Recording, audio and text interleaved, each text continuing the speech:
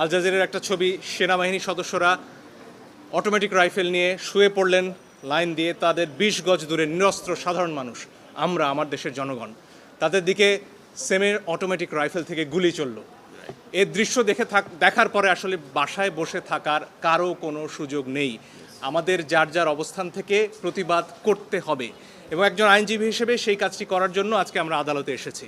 আমরা আদালতে বলেছি নিরস্ত্র প্রতিবাদকারীদের উপরে গুলি চলতে পারে না, যেটিকে ইংরেজিতে লাইভ রাউন্ড বলা হয়, সেটি করার কোনো সুযোগ নেই। আর অনেক ভিডিও আপনারা দেখেছেন, একটি কিশোর 4তলা একটা নির্মাণাধীন ভবন থেকে সে ঝুলে রয়েছে, তার কিচ্ছু করার উপায় নেই, ওই অবস্থায় তার ওপর গুলি চলেছে অনেকবার।